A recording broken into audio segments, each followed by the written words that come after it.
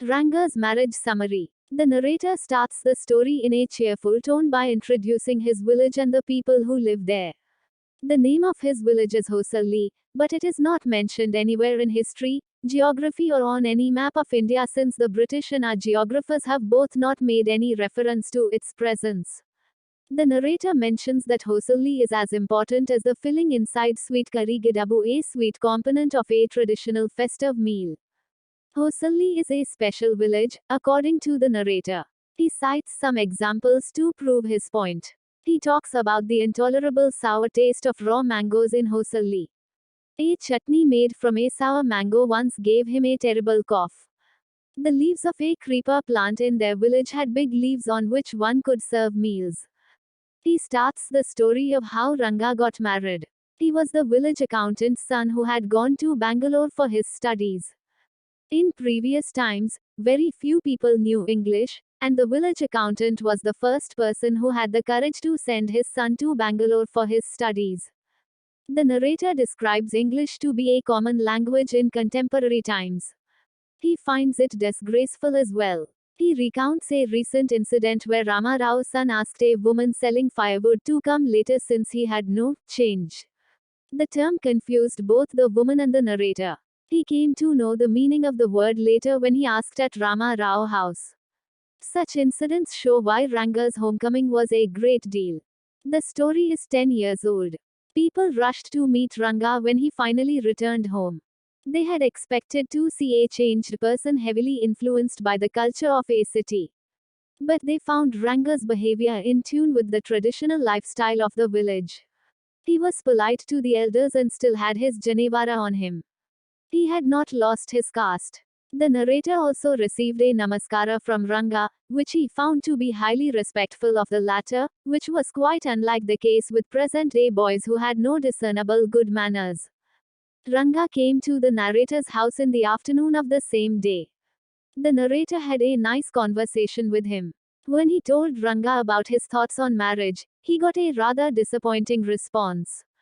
Ranga did not approve of arranged marriages. He pointed out that a man should marry a mature girl, someone with whom he can have a loving conversation. A very young girl could mistake words spoken out of love as words spoken out of anger. As Ranga left, the narrator decided to get Ranga married.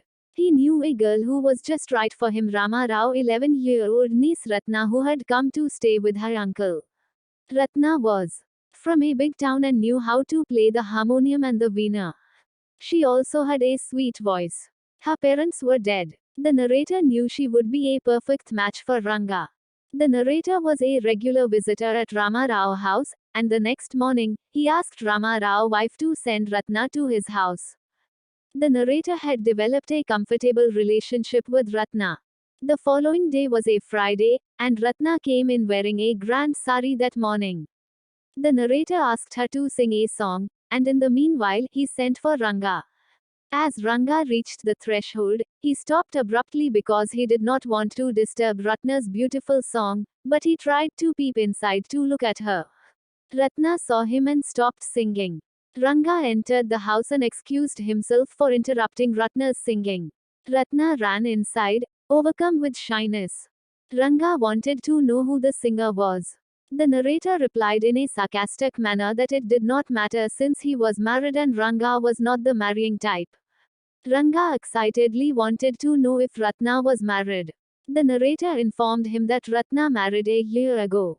The narrator could see the immediate disappointment on Ranga's face. The next morning, the narrator went to the Shastri and explained his plan to him. In the afternoon, he met Ranga, who still seemed to be disappointed. The narrator took him to the Shastri on the pretense of helping him with whatever problems he was facing.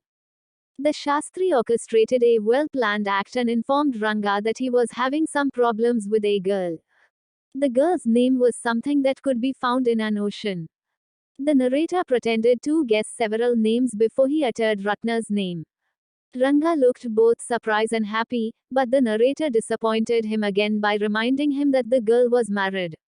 On their way back, They passed by Rama Rao house. He went in alone and returned a minute later to inform Ranga that Ratna was not married. Someone had given him false information. The narrator comes back to his storyline in the present. He tells us that Ranga came to invite him to their 3-year-old child Shama birthday. The couple had named their child after the narrator. He finds this a bit odd, but he knows well that naming one's child after someone one likes is an English custom. Conclusion of Ranga's marriage. Ranga's marriage summary shows us how ideal thoughts do not always work and life can surprise us in many ways. We should be flexible and accepting towards changes and events that occur in our lives. Ranga was sure that he only wanted to marry a mature and older girl whom he could admire and have a loving conversation with. The narrator's scheme to get him to like Ratna worked perfectly with his clever planning and timely introductions. Ranga's ideals did not necessarily come into play while deciding his choice of a life partner. The story is also an example of showing that change does not always bring betterment in life. Sometimes, the old ways can also bring solutions to the table. We can see from the beginning of the story that the narrator does not like changes, like the increase in English speaking individuals in the village. He calls it a big transformation that is disgraceful.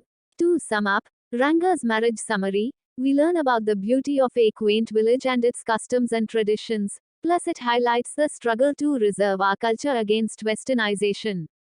For more update, please like, share and subscribe to my channel. Thank you.